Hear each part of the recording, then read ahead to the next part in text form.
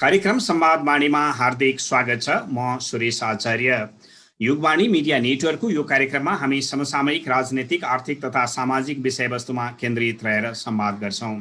काठमाडौँमा रेडियो उपत्यका 87.6 मेगाहर्जबाट सोमबारदेखि शुक्रबारसम्म बिहान 6:30 बजे हप्तामा 5 पटक यो कार्यक्रम प्रसारण हुन्छ। यो कार्यक्रम रेडियो फ्रिक्वेन्सीका साथै रेडियो उपत्यकाको फेसबुक पेज लगअन गरेर वा युट्युब भिजिट गरेर पनि हामीलाई एकसाथ सुन्न र हेर्न सक्नुहुन्छ। नेपालमा कोभिडको प्रकोप सुरु भएको, खास गरी प्रकोपका हिसाबले भन्दैछु म, पत्ता लागेको माघ महिनामा थियो, तर प्रकोप चाहिँ चैतबाट देखियो। त्यस हिसाबले 14 महिना भएको छ। 2076 साल चैत 18 गते 4 जना संक्रमित हुँदै गर्दा मुलुकमा ठूलो त्रास सुरु भएको थियो।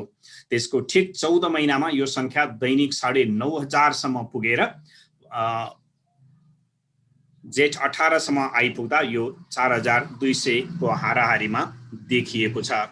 यसरी बढेको संक्रमणले 5,61,000 मानिस पीडित भइसकेका छन् भने झन्डै 7,400 को मृत्यु भइसकेको छ।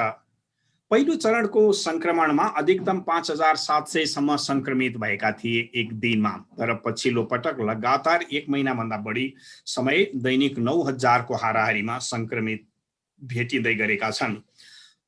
3,200 को हाराहारीमा रोकिएको मृत्यु यो अवधिमा 4,000 थपिएको छ। पछिल्लो समय संक्रमित हुनेहरू घटेका छन्, साथै मृत्यु हुनेको संख्या पनि घटेको छ।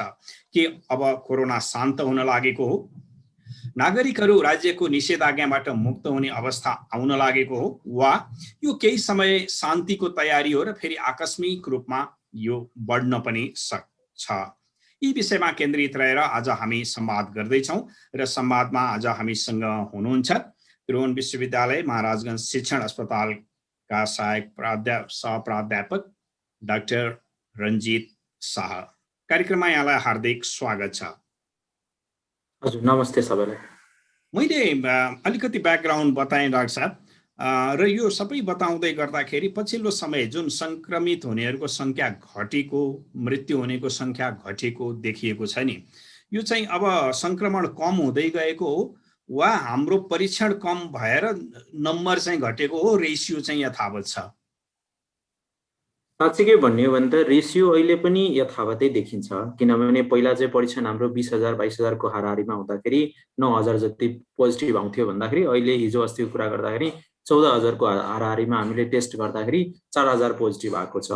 त्यसमा रेसियोमा धेरै कम त छैन, अल्दो कम चाहिँ भएकै हो हैन, केही न केही त रेसियो पनि कम भएको छ र संख्या त कमै देखिन्छ, किनभने 9,000 र 4,000 भनेको टोटली आधी भइसक्यो। अब पोजिटिभ चाहिँ संख्या आधी भएछ, हाम्रो रेसियो चाहिँ अलिकति कम भएका छन्, रेसियो पनि कम भएकै हो।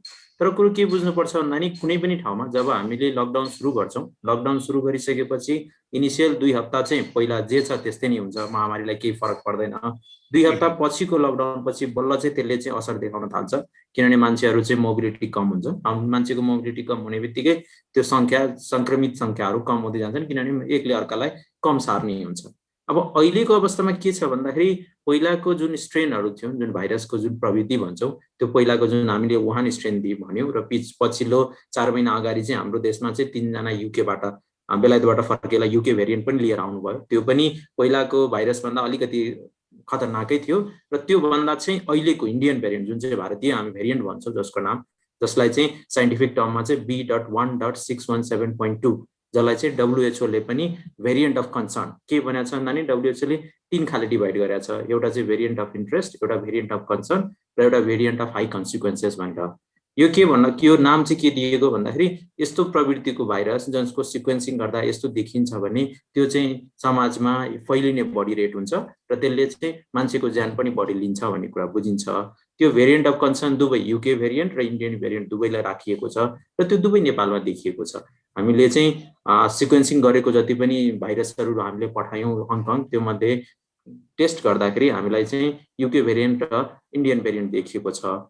अब यसले के बताउँछ भन्दाखेरि हाम्रो समाजमा, हाम्रो गाउँमा पहिलेको तुलना र अहिलेको तुलनामा के बुझाउन चाहन्छु भन्दाखेरि पहिला चाहिँ एकजनालाई इन्फेक्टेड हुँदाखेरि त्यसले आफ्नो परिवारमा 1-2 जनालाई मात्रै संक्रमित गर्थ्यो, तर अहिलेको जुन भाइरस छ त्यसले चाहिँ एकजना यदि कोही संक्रमित हुनुहुन्छ भने पुरै परिवार, 8 जना 10 जनाको परिवार छ भने पुरै नै परिवार संक्रमित भएर आइरहेको छ। त्यो कुरा चाहिँ हजुरले बुझ्नु पर्यो र यसले चाहिँ त्यो रूपमा सार्छ है। यो चाहिँ पहिला जस्तो सजिलो भाइरस छैन। यसले चाहिँ छिटोमा छिटो अरू तुलनात्मक 50 देखि 70% बढी संक्रामक ट्रान्समिसिबल भन्छौँ, एकबाट अर्को सर्ने चाहिँ बढी देखिएको छ र मृत्यु संख्या पनि अब इन्डिया र नेपालमा त हामीले पहिलाको तुलनामा बढी देखेकै छौँ। हजुर भनेको अहिले चाहिँ केही घटेको चाहिँ हो, तर हामी एकदमै सामान्य अवस्था फर्किन्छ भनेर विश्वास गर्ने अवस्था भइसकेको छैन। त्यसो भए अहिले त्यस्तो चाहिँ भन्न मिल्दैन एक्चुअली, किन भन्दाखेरि अहिलेको अब त्यो लकडाउनले गर्दा केही कम भएको छ, तर कम भएको स्थिति यस्तो होइन कि हाम्रो देशबाट यो भाइरस हराउँदै गइरहेको छ। त्यो चाहिँ रियालिटी होइन। त्यो चाहिँ अब हराउँदै गएको छ बुझ्नलाई त हामीले के गर्नु पर्यो भन्दा नि टेस्टिङ थुप्रै मात्रामा गर्नुपर्छ। सबै टेस्टिङ गरेर भ्याएर जब हाम्रो टेस्टहरू के अरे संक्रमित संख्या कम हुँदै जान्छ त्यति बेला मात्रै हामी भन्न सक्छौँ कि हाम्रो देशबाट भाइरस अब जाँदैछ भनेर। अहिले त मोबिलिटी कम भएको कारणले गर्दा कम देखिएको, टेस्टिङ कम भएको कारणले गर्दा कम देखिएको, तर यो यदि हामी खोल्छौँ र टेस्टिङ यदि बढाउँछौँ भने यो पक्कै पनि संख्या फेरि बढेर आउँछ। जस्तो तपाईँले भन्नुभयो नि टोटल कम्प्लिट टेस्टिङ भइसकेपछि मात्रै एउटा उसमा पुग्न सकेला, तर अहिले त हाम्रो टोटल पपुलेसनलाई हेऱ्यो भने त 10%मा पुग्यौँ हामी अहिले टेस्ट गरेको संख्या। यस्तो छ, अब 10% पुग्यौँ भन्न त अब कस्तो छ भन्दा नि हामीले टेस्टिङ गर्छौँ, टेस्टिङ गर्दाखेरि चाहिँ यो पालि अब जस्तै पहिलो वेभमा जो टेस्टिङ गर्यो त्यसलाई चाहिँ यसपालि रोग नलाग्ने भन्ने हुँदैन। पहिलोपल्ट लागेको व्यक्तिलाई पनि 90 दिनपछि चाहिँ यदि उसले भ्याक्सिन लगाएको छैन भने यसपालि पनि रोग लाग्छ। सो पहिला टेस्ट गरेको थियो, अब यसपालि चाहिँ त्यसलाई जोडौँ भनेर जोड्न मिल्दैन त्यो एङ्गलले चाहिँ। अब यसपालि चाहिँ हामीले टेस्ट सधैँ दिनकै दोस्रो एराउन्ड 1 महिना 1 मन्थ भयो, 1 मन्थमा हामी डेली 20,000 को हाराहारीमा गऱ्यौँ। सो 6 लाख 7 लाख भनौँ न, त्यो टेस्टिङ चाहिँ हामीले पर्याप्त मात्रामा, जस्तै हाम्रो टेस्टिङ कस्तो छ भन्दा नि क्यापेसिटी देशभरमा 100वटा जति ल्याबहरू छ। त्यो ल्याबको क्यापेसिटी 100वटा ल्याब छ भने मिनिमम हाम्रो क्यापेसिटी चाहिँ 50,000 हुन जान्छ, 50 देखि 70,000सँग दिनको एउटा ल्याबले 500 देखि 700 गर्न सक्छ एउटा मेसिनले। त्यो एङ्गलले हेर्ने भने त हाम्रो क्यापेसिटी त 50 देखि 60,000 त रहेछ, हामीले त्यति त गर्न सक्ने रहेछौँ। तर के भयो भन्दाखेरि पुरानो फर्स्ट वेभमा के थियो भन्दा नि स्याम्पलहरू सरकारी अस्पतालहरूमा थुप्रेर बसेका चाहिँ 5 दिन 7 दिन पछि पनि रिपोर्ट नआउने लाइन कुर्नुपर्ने स्थिति थियो। तर यो पालि चाहिँ त्यो स्थिति थिएन, किनभने हामीसँग पूर्वाधारहरू थियो, हामीसँग सबै ल्याबहरू रेडी थिए। कहीँ पनि यस्तो भएन कि आजै रिपोर्ट आयो भोलिको लागि कुर्नुपर्ने भएन। तर हामीले टेस्टिङ चाहिँ बढी गरेनौँ, जति थोरै गऱ्यौँ। अब हुनसक्छ कि लकडाउनले गर्दा मान्छेहरू बाहिर आउन पाएनन् होइन, त्यसले गर्दाखेरि अलिकति अप्ठ्यारो चाहिँ भएको छ, किनभने मान्छे मोबिलिटी पहिला जस्तो छैन, ल्याब जान पाउँदैनन्। ल्याब नजान पछि घरै बस्नु पर्यो। घरमा होम फेसिलिटी चाहिँ यदि हाम्रो ट्रेन हेल्थ प्रोफेसनलहरूले आर्मीहरूले चाहिँ घर घर गएमा या त गाउँका टोलका जुन जति पनि ठुला बडाहरू हुन्छन् तिनीहरूले आफ्नो टोलको सबै मान्छेको सब कलेक्सन गरेर एउटा ल्याबलाई बुझाएर टेस्ट गरेको भए चाहिँ हामीले धेरै टेस्टिङ गर्न सकिन्थ्यौँ। र त्यो चाहिँ गर्नु पनि पर्छ, किनभने लकडाउन हामी खोल्ने यदि जतिर लाग्दैछौँ भने पहिला चाहिँ एटलिस्ट टेस्ट गरेर हाम्रो स्थिति के छ त। मैले जस्तै अगाडि भने के भने भन्दा नि एकजना नै इन्फेक्टेड छ भने उसको परिवार सबै इन्फेक्टेड हुन्छ। अहिलेको अवस्थामा सबै हामी घर परिवारमा बसिरहेछौँ। यदि एकजना पनि परिवारको हामीले टेस्ट गर्यो भने हामीलाई त्यो घरको स्थिति के छ थाहा पाउन सकिन्छ। सो एकजना पनि घर परिवारबाट हामीले एउटा परिवारबाट एकजना टेस्ट गर्दै गए पनि हामीलाई त्यो एउटा स्याम्पलिङबाट थाहा हुन सक्छ के स्थिति छ। त्यसलाई चाहिँ हामीले वडा स्तरबाट अब ठुलो स्केलमा माथिबाट नभए पनि वडाबाटै चाहिँ गर्यो भने चाहिँ यसले धेरै ठुलो हाम्रो रियल पिक्चर चाहिँ देखाउँथ्यो जस्तो लाग्छ। तपाईँले भन्नुभयो नि डाक्टर, यो सबैको गर्नुपर्छ वडा लेभलमा घर घरमा गएर, तर अहिले तपाईँहरूले गरिराखेको त जोस प्रयोगशालामा पुग्यो, जसले मेरो चाहिँ परीक्षा स्वाब लिइदिनुहोस् भने त्यसको मात्रै गरिराख्नु भएको छ, अरूको त भइराखेको छैन नि। एक्ज्याक्टली त्यही हामीले त्यही बुझाउन खोजेको। अहिलेको जुन महामारीको जुन पिक्चर यो कम भएको छ नि, यो दुईटा मात्रै, एकजना त ल्याबमा जो आइरहनु भएको छ अब त्यसलाई चाहिँ त्यति जोखिम लिएर एक त मान्छे लकडाउनले गर्दा हिँड्नै दिएको छैनन्, उहाँको मात्रै रिजल्ट हो। र हस्पिटलहरूको, हस्पिटलमा के भन्दा नि हस्पिटलमा सबैको टेस्ट भइरहेछ, हस्पिटलमा जति पनि बिरामीहरू पुग्नु भएको छ, जति पनि हस्पिटलमा हुनुहुन्छ उहाँहरूको टेस्ट भइरहेछ। सो कम्युनिटीमा एक्चुअली भएको व्यक्तिको टेस्ट भएकै छैन, उहाँहरूको अवस्था त हामीलाई थाहै छैन। हामीले टेस्ट गरिरहेको भनेको त हस्पिटल स्याम्पल र प्लस कोही व्यक्तिहरू जसको चाहिँ अब आफ्नै गाडी छ होला, जसको आफ्नै फेसिलिटी छ, किनभने यतिकै त पब्लिक गाडीहरू त चल्दैन, जसको अब अलिकति पैसा भएको मान्छे अलिकति ल मलाई शङ्का लाग्यो या कन्ट्र्याक्टमा आयो, जसले आफै बेहोर्न सक्छ, आफै जान सक्छ। पैसा बेहोर्न त अहिले सस्ता गरिएको छ, गभर्मेन्टको केही ठाउँमा फ्री पनि गरेको छ, तर आफ्नो घरबाट त्यो प्रयोगशालासम्म पुग्नलाई त अहिले ट्याक्सी चल्दैन, आफ्नो गाडी छैन, त्यो व्यक्तिहरू त पुगिरहेको छैनन्, त्यो त आफ्नो घरमै छन्। त्यो साइकल त कन्टिन्यू नै भइरहेको छ। त्यसलाई चाहिँ हामीले वडा स्तरबाटै गर्ने भयो भने मात्रै उहाँहरूले चाहिँ स्वास्थ्य कर्मीहरूलाई 1-2 जनालाई हायर गरेर या सरकारसँग लिएर या कुनै प्रयोगशालासँग समन्वय गरेर यो टेस्ट गर्ने प्रविधि चाहिँ सुरु गर्नुपर्छ, अनि मात्रै हामीले रियल पिक्चर थाहा पाउँछौँ। जस्तो अहिले जति पनि भइराखेको छ नि परीक्षण, त्यो पनि सहर केन्द्रित हो नि, बजार केन्द्रित हो। गाउँमा त ती मानिसहरू गाउँबाट सहर आउने सम्भावनै छैन, सहरमै भएको मान्छे ल्याब पुग्ने सम्भावना छैन भने अब यहाँ सहरबाट गाउँ फर्किएका मान्छेहरूबाट त्यो संक्रमण कतिको भएको हुन सक्छ, तपाईँको के अनुमान छ? अब यो के भयो भन्दा नि हामीले जब लकडाउन सुरु गर्यौं त्यतिभन्दा अगाडि त काठमाडौँमा केही हदसम्म यो संक्रमण फैलिसकेका थियो र त्यही व्यक्तिहरूलाई हामीले गाउँ जान भन्यौं। गाउँ जाँदाखेरि खासमा जुन गाउँहरूमा इन्डियासँग कनेक्सन छैन या इन्डियाको मान्छेहरू फर्किँदैनन्, भारतबाट फर्किँदैनन्, त्यो गाउँपालिकाहरू सेफ नै थियो। तर हामीले यहाँबाट काठमाडौँबाट पठाएर त्यो गाउँमा चाहिँ इन्फेक्सन पठाएका छौँ, त्यो चाहिँ हामीले बुझ्नुपर्छ। अब त्यहाँ टेस्टिङ नभएर पनि अप्ठ्यारो पर्या हो, न त मृत्यु भएपछि त्यसलाई हामीले आर्मीले जब व्यवस्थापन गर्छन् त्यति बेला टेस्टिङ चाहिँ गर्छौँ। तर कुरा के बुझ्नु पर्यो भन्दाखेरि जुन गाउँपालिकाहरू जहाँ चाहिँ व्यक्तिहरू यहाँबाट गए या भारतबाट कामदारहरू फर्केका छन् त्यो गाउँपालिकाको त स्थिति अहिलेसम्म हामीलाई थाहै छैन। किनभने तपाईँले भने जस्तै यो त ल्याब त 91 अराउन्ड 100 ल्याबहरू छन्, त्यो 100 ल्याबको वरिपरिको केही मान्छेहरूको मात्र टेस्टिङ भइरहेको छ हैन, त्यो सबै टेस्टिङ गरिसकेका छैनौँ। अनि अर्को कुरा के बुझ्नुपर्छ भन्दा नि अर्को प्रविधि हामीले लिइरहेछौँ, केही टेस्टहरू जस्तै कि कहीँ चाहिँ आफ्नो केही जस्तै कोही बुद्धिजीवी हुनुहुन्छ या पोलिटिकल पार्टीसँग एफिलिएटेड हुनुहुन्छ, उहाँहरूले चाहिँ आफ्नो गाउँपालिकाहरूमा चाहिँ केही रिसोर्सेसहरू पुर्याउनु भएको खबर आउँछन्। तिनीहरूमा चाहिँ मेनली एन्टिजेन टेस्ट भन्छन्, एउटा चाहिँ 15 मिनटमा गर्ने टेस्टको नाम पठाइन्छ भनेर भन्छ। त्यसमा चाहिँ के छ भन्दाखेरि त्यो टेस्टले चाहिँ हामीलाई चाहिँ जस्तै पिसिआर टेस्ट गर्दाखेरि हाम्रो चाहिँ 70%, 100 जनामा 100 जना यदि इन्फेक्टेड हुनुहुन्छ भने 70 जनालाई मात्रै हामीले समात्न सक्छौँ। त्यो तुलनामा चाहिँ एन्टिजेन टेस्ट त झन् 50% मात्रै हुन्छ भन्नाले 100 जनाले हामीले 50 जनालाई मात्रै थाहा पाउन सकिन्छ। सो एन्टिजेन टेस्ट केही ठाउँमा पुगे पनि त्यसको विश्वसनीयता त्यति धेरै हुँदैन, त्यसैले सकेसम्म चाहिँ पिसिआरै गर्नुपर्छ। पिसिआर जहाँ सम्भव छैन, छँदै छैन, पोसिबलै छैन भने त्यहाँ केही न केही एन्टिजेन टेस्टले पनि हेल्प गर्ला। भनेको एन्टिजेन टेस्ट गर्दाखेरि चाहिँ प्रोपर रिजल्ट नआउन सक्छ भन्नुभयो डाक्टर? हजुर हजुर, मैले के भन्न खोजेँ भन्दा नि एन्टिजेन टेस्ट गर्दाखेरि तपाईँलाई एक्युरेट रिजल्ट नआउन सक्छ, त्यसको चाहिँ जुन टेस्ट गर्ने जुन चान्सेस चाहिँ 50-50 मात्रै भयो त्यसको। हजुर हजुर हजुर हजुर, त्यो एंगलले बुझ्नु। र अर्को चाहिँ एउटा मैले यो टेस्टसँग जोडेर एउटा व्यवहारिक प्रश्न गर्न खोजेँ। जस्तो अहिले के छ भने फेमिलीमा फैलिएको छ रोग, फेमिलीको मान्छे डेथ भइसकेपछि हाम्रो यो संस्कृति अनुसार मृत्यु कर्ममा केही न केही थोरै भए पनि 10-20 जना भए पनि जम्मा हुन्छ मान्छे, र त्यहाँ चाहिँ मान्छेसँग एकअर्का बीच घुलमिल हुन्छ। त्यस्तो स्थितिमा जस्तो अब कुनै एउटा बिरामी जो चाहिँ ठीक भयो भनेर फर्किएको तर पछि फेरि उसमा पोजिटिभ देखिएको छ भने उसले चाहिँ सार्ने सम्भावना, घुलमिलमा सार्ने सम्भावना रहन्छ कि रहँदैन?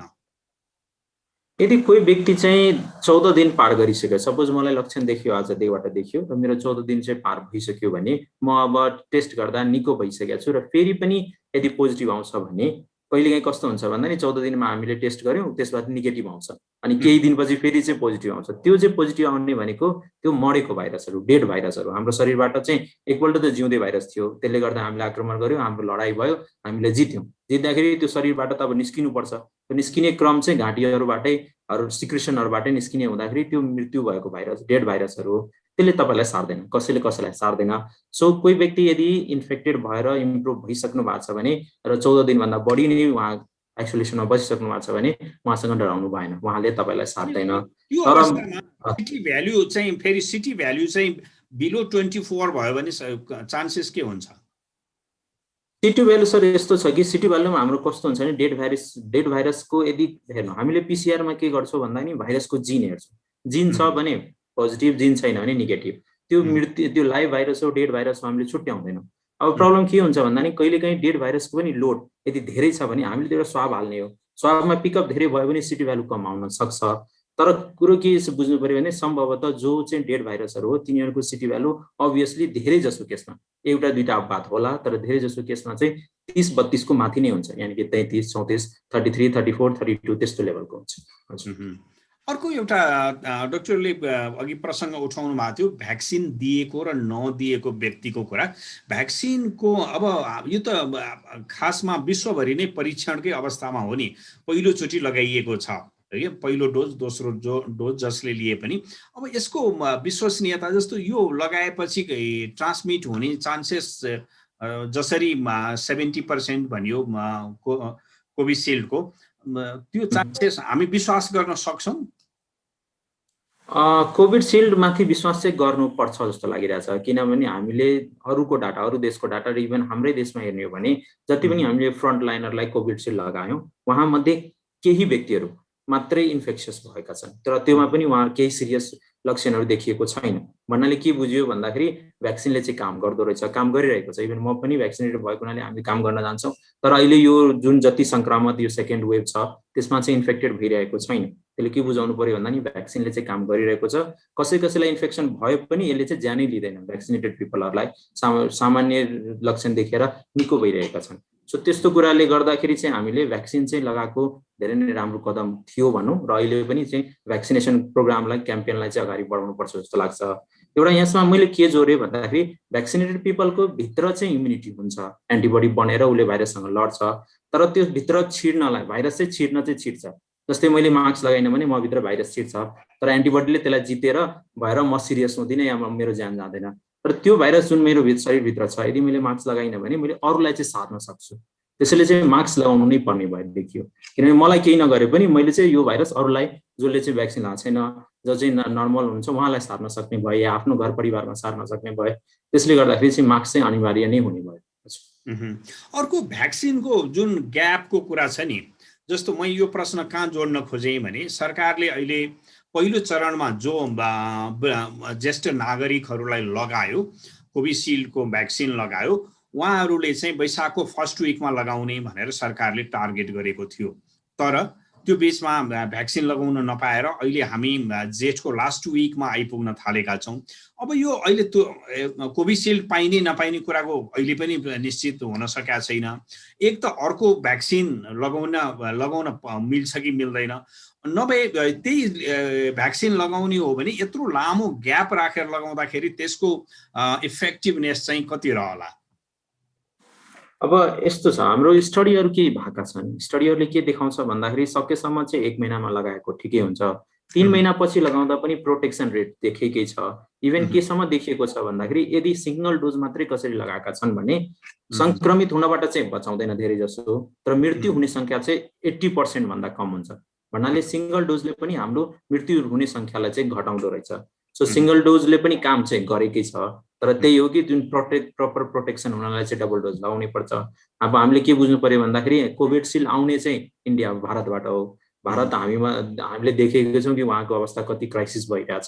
त्यसले गर्दाखेरि निश्चितै भइसक्यो नि, होइन? उसले निश्चितै भइसक्यो। हजुर, उहाँको त अब एराउन्ड यो वर्षभरिको एन्डसम्म चाहिँ हामीले दिन सक्दैनौँ भनिसकेको छ। अब उनीहरूले आफैले लगाउने हो। यस्तो समयमा के हुनसक्छ त भन्दाखेरि जस्तै कि केही युरोपियन मुलुक र अमेरिका, उनीहरूले के गरेका छन् भन्दा पहिले पनि नलगाए पनि कोभिडसिल्ड किनेर राखेका छन् कि लाखौँ अरबौँ डोज राखेका छन्। उनीहरूले अब चाहिँ त्यो कसै न कसैलाई दिनुपर्ने हुन्छ, र त्यो दिने क्रममा चाहिँ उनीहरूले सबै इन्डियालाई नै दिँदैछ भन्ने कुरा आइरहेछ। यदि हामीलाई पनि दिने कुरो भइरहेको छ, यदि त्यो भ्याक्सिन हामीले नेपालमा ल्याउन सक्यो भने चाहिँ पक्कै पनि हामीले हाम्रो जुन जति पनि ओल्ड एज पिपलहरू हुनुहुन्छ उहाँलाई दिन सेकेन्ड डोज चाहिँ चाँडै टाइममा लगाउन सकिन्छ। भनेको इन्डियन नै भएन भने त्यो फाइजरको कम्पनीको चाहिँ हुन्छ हाम्रो लागि? हुन्छ। काम चाहिँ यस्तो छ, सकेसम्म त्यही लिए पनि भयो, नत्र भने अर्को भ्याक्सिन लिँदा पनि प्रोटेक्सन लेभल चाहिँ देखिएको छ। तर अब यो त लामो ग्याप हुने भयो नि त डाक्टर, जस्तो 5 महिना 6 महिनाको ग्याप हुँदाखेरि त काम गर्ला कि नगर्ला? अब यसले चाहिँ मैले जसरी भने यसले चाहिँ इन्फेक्सन हुनलाई चाहिँ बचाउँदैन, तर केही न केही मृत्युदर सङ्ख्या कम हुन्छ। अब कुरा के बुझ्नु पर्यो भन्दाखेरि यदि हामी अर्को भ्याक्सिन लगायो भने त्यसको पहिलो डोजको रूपमा त्यसलाई लिने अनि फेरि दोस्रो डोज चाहिँ फेरि लगाउने, भन्नाले नयाँ भ्याक्सिनेसन क्याम्पेनको रूपमा बुझ्नु पर्यो। त्यसो भए अर्को कम्पनीको लगाउँदाबाट सुरु गर्न पनि मिल्यो। त्यसो भए यो लामो ग्याप भइसक्यो, मजाले मिल्यो। हामीले 1 महिना ग्याप पछि त अर्को कम्पनी मजाले लगाउन सकिन्छ।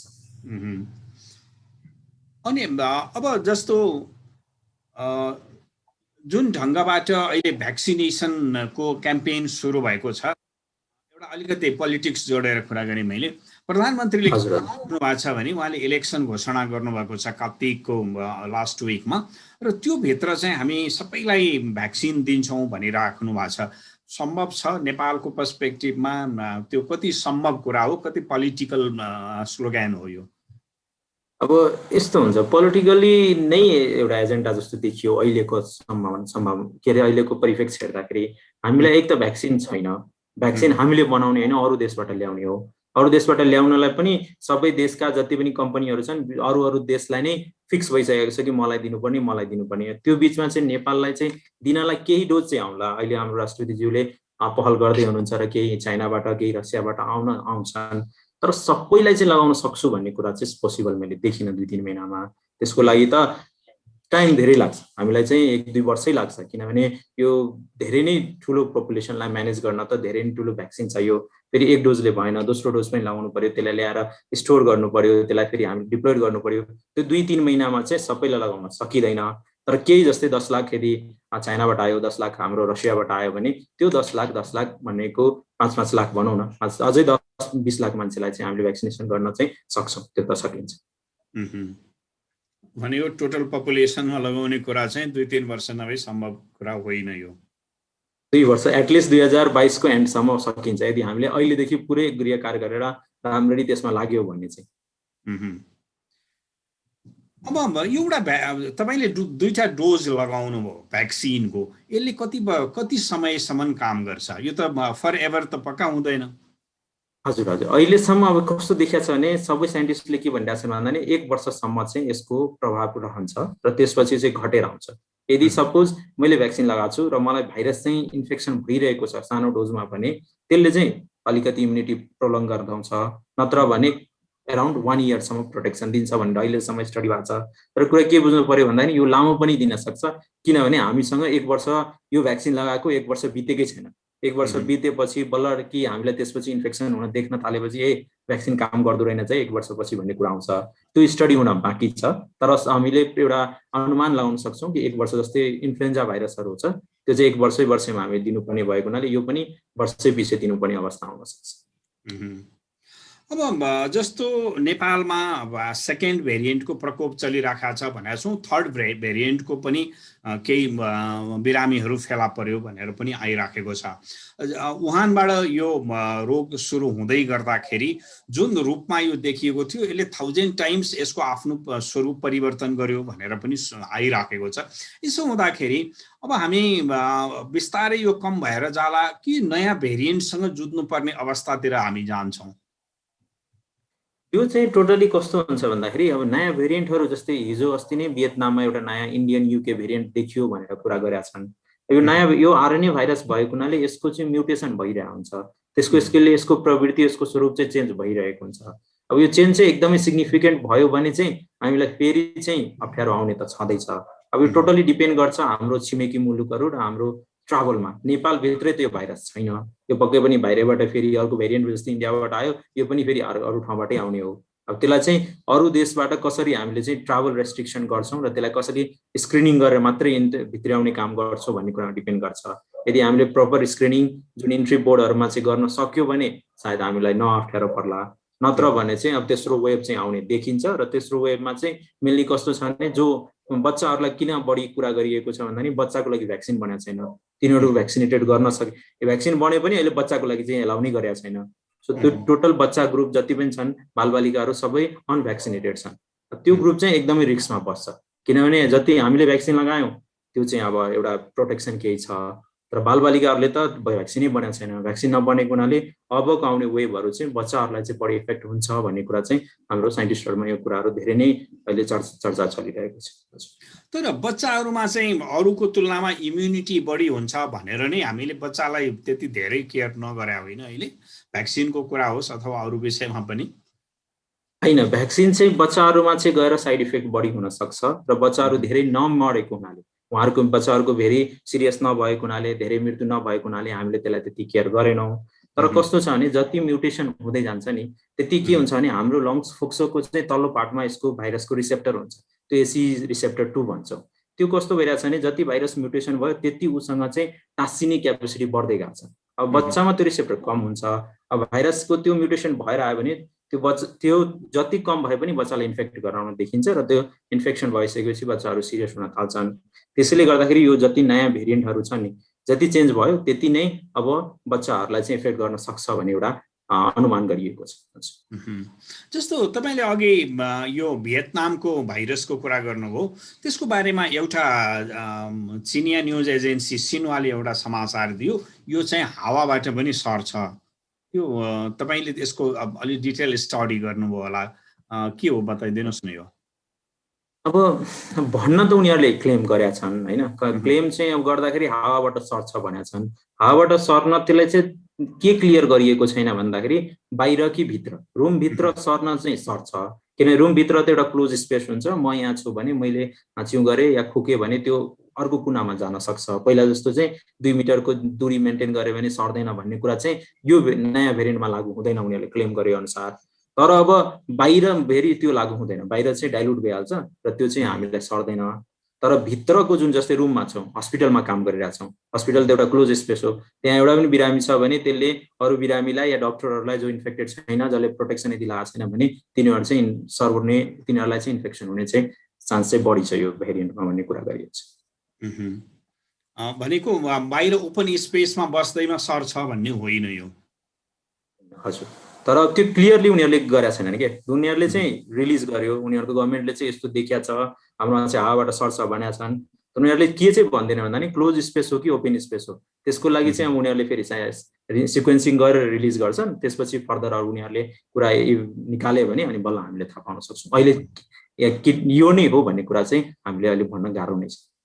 जस्तो भाइरस चाहिँ एक समय, कुनै पनि खालका भाइरसहरू एक समय अत्यन्त प्रबल भएर देखिन र बिस्तारै कमजोर भएर जाने प्रवृत्ति देखिन्छ नि। जस्तो सार्सको कुनै बेला यस्तो अवस्था थियो, अब अहिले सार्सको कुरा हराएर गए जस्तो पनि भइरहेको छ होइन। अब यो कोभिडको पनि त्यस्तै हुन्छ वा त्यो हुनलाई अलि समय लाग्छ? अब त्यो हुनलाई अलिकति समय चाहिँ लाग्छ। अब युएसमा हेर्ने हो भने युएसमा दुईटा कुरा भयो, एउटा चाहिँ के भन्दा नि युएसले भ्याक्सिनेटेड गर्यो, अर्को चाहिँ त्यत्रो इफेक्टेड कन्ट्री। तर अर्को के भयो भने उनीहरूले चाहिँ 4th वेभसम्म झेल्यो, भन्नाले पहिलो, दोस्रो, तेस्रो, चौथो वेभसम्म आयो। सो हाम्रो जस्तो भारत र नेपालमा के छ भन्दा नि हामीले कमसेकम तेस्रो वेभसम्म चाहिँ हामीले एक्सपेक्ट गर्नुपर्छ, हामीले त्यसको लागि प्रिपेयर हुनुपर्छ। यो 100 वर्ष अगाडिको कुरा गर्ने हो भने जब चाहिँ स्वाइन फ्लूको आउटब्रेक भएको थियो त्यति बेला पनि के भएको थियो भन्दा नि पहिलो वेभ चाहिँ आयो, दोस्रो वेभमा चाहिँ धेरैको ज्यान गयो, धेरै खतरनाक भयो, तेस्रो वेभ फेरि हल्का भएर अनि पछि हराएर गयो। सो हाम्रो चाहिँ दोस्रो वेभमै छौँ, यसले हामीलाई धेरै नै इफेक्ट गरिरहेछ। पछि फेरि अब जो सबै कुरा ठिक हुन्छ, हामीले अब करको लागि भनौँ या जुन चाहिँ यो खोल्दैछौँ, अब खुल्छ होला केही 2 हप्तापछि, 1 हप्ता 2 हप्तापछि हामी खोल्ने कुरा गर्दैछौँ, लकडाउन खुकुलो गराउँछौँ। निसक्रिय खुकुलो गराउने बित्तिकै केही सङ्क्रमण रेट बढ्छन् या हुनसक्छ कि हाम्रो केही न केही सङ्ख्यामा वृद्धि आउला। त्यो आइसकेपछि के हुन्छ भन्दाखेरि तपाईँको यो सेकेन्ड वेभ बिस्तारै जस्तो प्राइमरी वेभ जस्तै सेकेन्डरी वेभ चाहिँ सटडाउन हुँदै जान्छ। त्यसपछि फेरि पनि थर्ड वेभ जुन न्यू भेरिएन्टबाट, अब यही भेरिएन्टले चाहिँ हामीलाई थर्ड वेभ दिँदैन, अभियसली नयाँ एउटा कुनै भेरिएन्ट आउँछन् होला अनि त्यसले चाहिँ थर्ड वेभ हुन्छ र त्यसपछि यो बिस्तारै सेलाएर जान्छ। अब त्यसमा चाहिँ भ्याक्सिनको रोल चाहिँ उत्तिकै आउँछ। यदि भ्याक्सिनेटेड गरेन भने फेरि यो जस्तो तपाईँले थर्ड वेभको कुरा गर्नुभयो होइन, थर्ड भेरिएन्टको कुरा गर्नुभयो। अब त्यो थर्ड भेरिएन्ट आउँदै गर्दा चाहिँ अहिले हाम्रो भइरहेको संरचनाले धान्न सक्छ कि सक्दैन? अहिले अब अहिलेको अवस्था हेर्दाखेरि चाहिँ हाम्रो देशमा बच्चाहरूको लागि, अब एडल्टको कुरा गर्ने हो भने त सक्छ होला केही न केही, किनभने सेकेन्ड वेभमा हामीले केही हदसम्म चाहिँ प्रिपरेसन गरेका छौँ, अहिले थुप्रै अनुदानहरू आइरहेको छ, त्यसैले हामीले केही न केही चाहिँ पहिला जस्तो भन्दा पनि केही सुधार गरेको छौँ। तर अब यदि बच्चा ग्रुपलाई टार्गेट भएर आउने हो भने चाहिँ हामीसँग संरचना केही पनि छैन। केही नेपालका केही 1-2 हस्पिटलमा केही बेडहरू मात्रै बच्चाहरूको लागि आइसियु र भेन्टिलेटरका छन्, अरू त छँदैछन्। तपाईँले काउन्ट गर्दा पनि 100 पनि नपुग्ला। बच्चाहरूको हिसाबले हेर्ने हो भने तिनीहरूको लागि चाहिने आइसियु र भेन्टिलेटरको कुरा गर्ने हो भने त हाम्रो लागि एडल्टको लागि 840वटा भेन्टिलेटर र 1595वटा आइसियु बेडहरू थियो। अब यो बच्चाहरूलाई गर्ने हो भने त 100वटा पनि छैन। यदि साँच्चीकै बच्चाहरूलाई टार्गेट गरेर अर्को थर्ड वेभ आउँछ भने हामीले अहिलेदेखि नै इन्फ्रास्ट्रक्चरमा ध्यान दिनुपर्छ, नत्र स्थिति चाहिँ गाह्रो हुन सक्छ। हस्, कार्यक्रममा सहभागी भइदिनु भएकोमा महाराजगञ्ज शिक्षण अस्पतालका एसोसिएट प्रोफेसर डाक्टर रञ्जित शाहप्रति आभार व्यक्त गर्न चाहन्छु। साथै युगवाणी मिडिया नेटवर्कको यो कार्यक्रम सुनेर र हेरेर बस्नुभएका देश विदेशका श्रोताहरूमा पनि आभार तथा धन्यवाद ज्ञापन गर्छु। समसामयिक राजनैतिक, आर्थिक तथा सामाजिक विषयवस्तुमा केन्द्रित रहेर हुने संवादवाणी काठमाडौँमा रेडियो उपत्यका 87.6 मेगाहर्जबाट सोमबारदेखि शुक्रबारसम्म हप्तामा 5 पटक यसै समयमा प्रसारण हुन्छ। यो कार्यक्रम रेडियो फ्रिक्वेन्सीका साथै रेडियो उपत्यकाको फेसबुक पेज लगइन गरेर वा युट्युब भिजिट गरेर पनि हामीलाई एकसाथ सुन्न र हेर्न सक्नुहुन्छ। आजको संवादवाणी सकिएको छ। कार्यक्रमबाट म सुरेश आचार्य बिदा चाहन्छु। धन्यवाद, नमस्कार।